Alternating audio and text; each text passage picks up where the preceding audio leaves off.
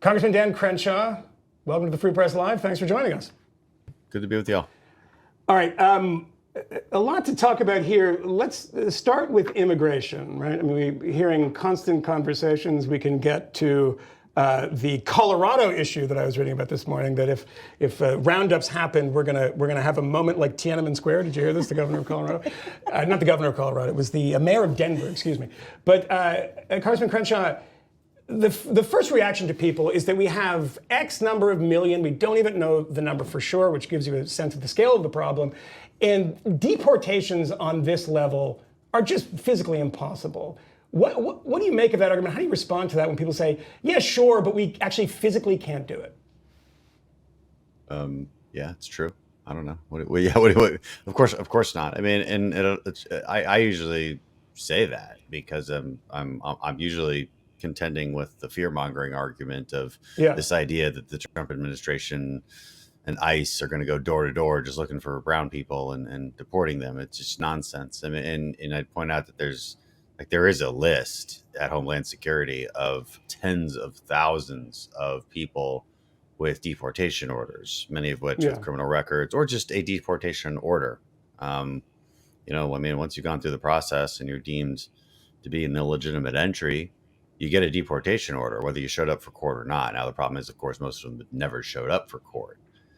And that's why they're on the list. So there's plenty of people to look for from ICE's perspective. Mm-hmm. That's what mass deportation means. It means really you just got to start going through the list. And so when you say the fear-mongering, the scaremongering, I mean, that is essentially what you're talking about, is that when you turn on MSNBC, for instance, and we hear that there are going to be camps and that the military is going to be employed, that is not going to happen, is what you're saying. I have no idea what's going to happen. I just have a guess, an educated guess based on our laws and the agencies that enforce those laws. And, the military doesn't operate on our on domestic soil. So for one thing, and I guess the National Guard could they set up camps for, I mean, what are, I'm trying, I don't know. Look, we can, now we're just using our imaginations, honestly. Mm-hmm. And I don't even know where I don't even know where to take it from there. I just know there's a lot of people that need to be deported and there's a process for it. It's not like all the people being deported are hanging out in like one football stadium. Yeah. If they were, then you'd have the need for a massive, movement of people from one place to another and a massive operation that goes along with it. That's not how this stuff works. It's, they're everywhere. So it's really hard to kind of pierce through all of the narratives from both sides, right? Because there's like there's our own side that wants everyone to think like we're going to make good on our promises. And then there's the other side that's like, it's going to look like Japanese internment camps from World War II. And, the reality is somewhere in the middle where you can only do so much with so many resources, but we're going to try our best to do it. Congressman, thank you so much for your service. You're an absolute hero and you carry that with a lot of grace. I was wondering about something else, if we could talk a little bit about Ukraine. You wrote an op-ed recently in the National Review called, "Of course, supporting Ukraine is in America's interests." And you write that our enemies are testing America's resolve to remain the leader of the free world and defend the global economy that we benefit from most. Giving up on Ukraine sends a clear message that we are abdicating that role. I think that it was a very brave op-ed because the energy in your party has certainly shifted towards really supporting abdicating that role. I mean, I think there's a much less appetite for playing that role now on the right. There's a lot of eagerness among American voters to sort of be done with this and move on from this conflict. And I guess I'm wondering, do you still feel that way, that we should be supporting Ukraine, to the bitter end, or is it time to consider a negotiated peace? Yeah, I'm not actually sure what you're quoting from. That op-ed was, maybe that line was in there, but that op-ed is not about supporting Ukraine in a general way. That op-ed is about the very specific and recent decision by the Biden administration to allow strikes inside of Russia. and the subsequent, pearl clutching and frankly very ignorant cries from your typical characters, usually on the right, and their names usually rhyme with idiots like Tucker Carlson, and who are like, we're back into World War III. But here's the thing about it, and here's what you should have quoted from that: the people who have been claiming that we're going to go to World War III because of this conflict have been wrong every single day. They've been wrong. They were wrong yesterday. They're wrong today. They're going to be wrong tomorrow. They're going to be wrong the day after tomorrow. They've been wrong every single day for like 2.5 years, and yet we still even pretend that the idea is a rational one. So they're stupid, because when you've been wrong every single day for 2.5 years, it makes you stupid. So that's really what we should be talking about, and that was my point in that article. But the bigger point, and there's a reason you haven't seen Trump actually. I don't think he said anything about this new policy, has he? Because thankfully and hopefully, his advisors are telling him, thank God they're doing this. Thank God they're escalating so that you don't have to. Because what was Trump's campaign promise? Get Putin to the negotiation table. That's what this op-ed's about. That's why people should read it. It's a strategy op-ed. And it's helping people understand what the actual strategy is here. And it's actually a really good one between the Biden administration and the future Trump administration, wherein Biden can be the bad guy, escalate as necessary. He should have been doing this all along. We might have been out of this conflict by now if he had. But you've got to punch Putin in the nose a little bit harder so that when Trump comes in, he can sort of play good cop. And he's got that relationship and he's got that deal maker reputation. And he said that's a campaign promise. And for America's interest, getting Putin to the negotiation table, that means we win, because that means Putin has started to regret something that he's done, which means that our strategic deterrence has now been reestablished. That's what that op-ed's about.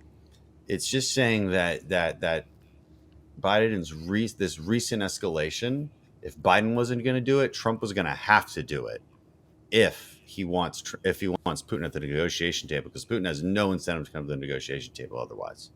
But we know that at this point, 53% of Ukrainians want a negotiated peace and an end to the war as soon as possible, was how the poll phrased it. I mean, wouldn't escalation mean that we're getting further away from both what the Ukrainian people themselves want and what the American people want, which is for this to end sooner rather than later? Of course not. I can't believe anyone would even suggest that. That's just not how the world works. That's like saying, okay, so like let's just take international relations down to normal human relations, and you've got a bully, and he's Putin, and he wants your stuff. So you're telling me that giving him more is going to bring him closer to peace? That's crazy. That's naive. And it's dangerously naive. And that's also how we ended up with France getting overrun and us going on to Normandy in 1944. So it was that kind of thinking. What you don't understand is these people will just keep taking more as long as they're allowed to. They respond to power, and only power, because they're from the East. They're not from the West. And so it's unbelievably naive to think that just that basically pulling the rug out from under Ukraine, which is because, so there's two choices here, right? You either give them what they need to actually take the fight to them, or you don't. You pull the rug out from under them. There really isn't a lot in between here. There's just a binary choice. And you're telling me that you have a better chance at a negotiated peace if you give Putin the advantage? Holy shit. Well, hell no. I mean, No, absolutely not. What Putin's going to do with that advantage is he's going to just plow through Ukraine, and then he's going to be on the border of 4 more NATO countries. And then we're going to be having a conversation about invoking Article 5. You want a real war? You want real World War III? That's how you get real World War III. Congressman Crenshaw, if let's say that things kind of freeze as where they are now, with things moving a handful of kilometers in either direction, and Donald Trump makes good on his promise and says, I'm coming into office at the end of January, and we're going to get down at the table. If you're advised in that situation, someone says, Congressman Crenshaw, you have an enormous background in history in the military, you've been writing about this stuff. What should we do when you go into that room? If you're somebody that is negotiating with Trump on behalf of Trump, what would you advise the Ukrainians to do at this point, who regardless of whether or not people in Ukraine want it to end, they certainly have been very consistent about not wanting to cede enormous amounts of territory. So, I mean, what is the recommendation from you, or what do you think is a good outcome for the Ukrainians if Donald Trump gets everybody to the table? Let the Ukrainians answer that question. I mean, the Ukrainians will tell you publicly that their outcome is getting all of their land back that was taken in 2022. That's Do you what they're think going to that's tell likely? you. I don't know. I don't know if that's likely or not. I know what our interests are, and our interests are making Putin regret it. And I'll tell you what, you're not going to make Putin regret it if you don't escalate. You know, if you act like a coward, bullies like Putin will take advantage of that. And acting like a coward means pulling out support. And so then what you get, because you pull out support, they will actually plow through Ukraine, right? It's just because it's a matter of just who produces more artillery rounds at this point. And so, again, you've got somebody on the border of 4 more NATO countries who knows 2 things. One, that America no longer stands with its allies and probably won't even stand with NATO allies. That's going to be Putin's calculation. And again, that's how you end up in World War III. So what would I tell negotiators there? I mean, what you've got to tell them is, look, we're not stopping. We'll just keep escalating, and you're the one who's going to hurt. So let's talk this out and draw some lines. America doesn't care as much about the lines as Ukraine does. Right? That's going to be a complicated conversation, but you've got the cart before your question has the cart way before the horse, because we don't have anybody at the table right now. You know why? Because Putin has no incentive to go to the table because he hasn't gotten his ass beaten hard enough. That's how bullies work. You've got to push them to a point where they feel like they have to come to the table because their options are running out. He doesn't feel that way right now. I'm operating entirely on the assumption in giving Donald Trump some credit and say, hey, because he says, hey, the second I get into office, everyone's going to sit down at the table. Do I think that's likely? I personally think that's very unlikely. And I'm going to expand the question slightly because... But it is more likely now. It is more likely now because of this new policy, which is what that op-ed's about. Which is why we should be happy. And it's what the incursion in Kursk was also, attempting to precipitate the same kind of response. But Batya said something about the winds in the party, in the Republican Party, shifting away. I mean, look, in public way, you talk about Tucker Carlson, these people that are very loud, that they're on Twitter, et cetera.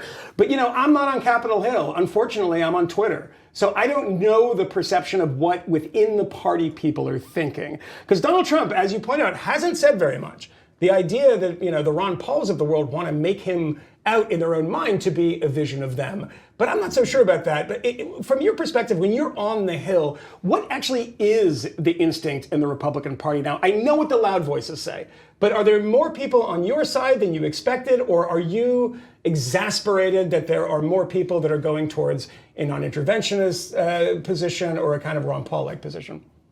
Yeah, I mean, the people who would vote no on it recently, but, have a history of voting yes in the initial aid packages, for instance, they're just coming up with they would agree with most of my assessments, but they're scared of the vote because of all the reasons we just stated about because Twitter, people think Twitter is real life, and I just don't give a shit, and so I say what I say, and I don't give a shit what Tucker Carlson says about me because he's going to do it anyway, so I might as well say whatever I need to say about him and his strange dealings with Hunter Biden and his request to get Hunter Biden's son into Georgetown. I'm just going to say those things because we're just asking questions, right?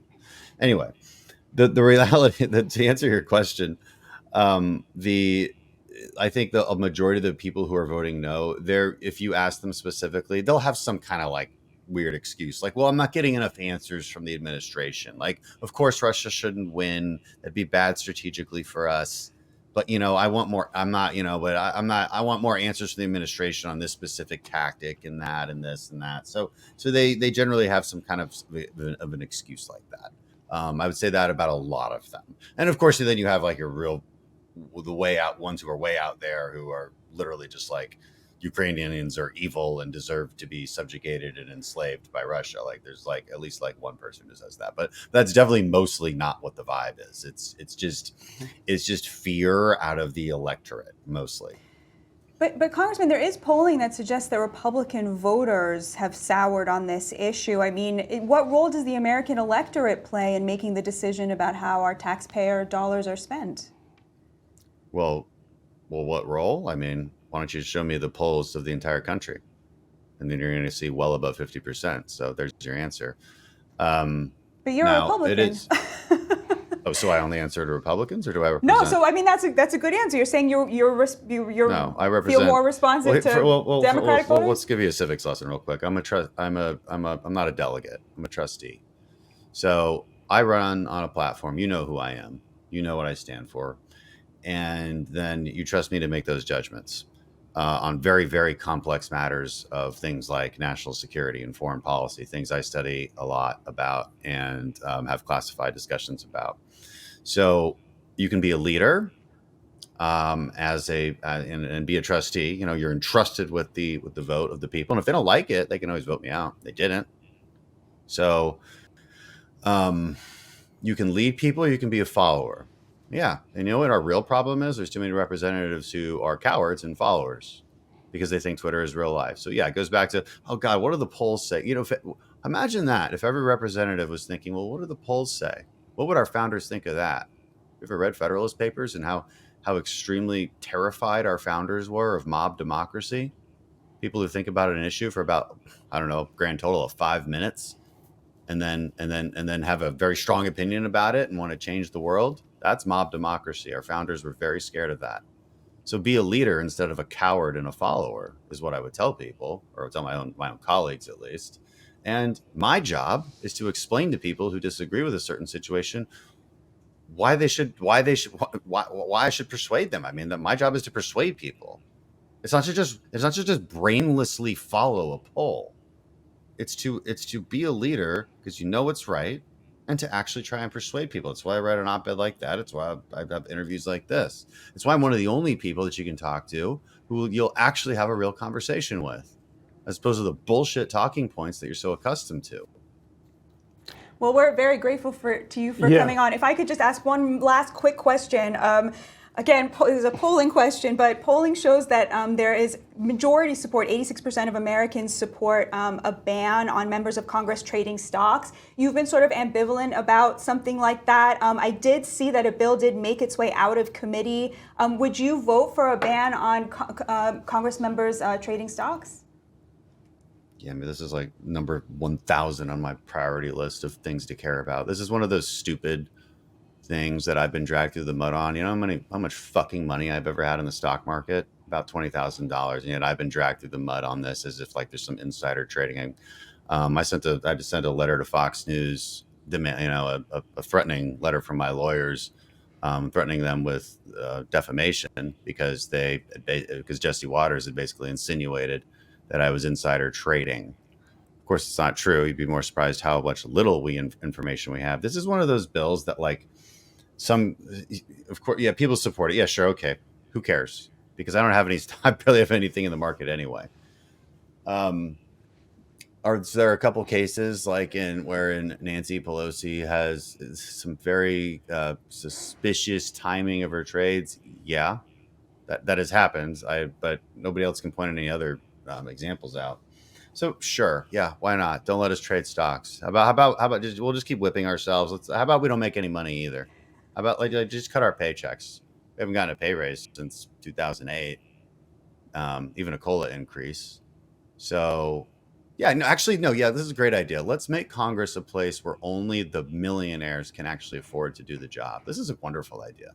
Let's just keep doing that, and then some it's always some member, right, who senses the populist energy and then mirrors it, believing that this is what's going to help me connect with the people. Because what do the people want? Well, they want an easy button. All my problems will be solved if there's no stock trading. All my problems will be solved if there's term limits. Yeah, but if you think about any of these things for 5 whole minutes, you might quickly come to a different conclusion. Now, what I vote for? Yeah, sure. Who cares? Who cares? Like it doesn't matter to me because I don't have any fucking money to put in the stock market. Unlike the bullshit headlines that have been written about me. Congressman Dan Crenshaw, please don't have your lawyer send me a letter because I don't have any money either and I couldn't respond to it, so you would win that lawsuit. I'm accusing you of nothing, so I think we're fine. Congressman Dan Crenshaw, thank you so sir. much Thank you for your joining service. us, and we will hopefully be talking to you again soon, because I'll say one final thing. I have said to young reporters the world over, do not interview politicians because they have the same answer to every question and it's not worth your time. That is not true of Congressman Dan Crenshaw. Especially Thanks for getting joining on us, a man. I bad appreciate day. it. Thank you, It's sir. good to talk to you. Thanks. Thank you. Bye-bye.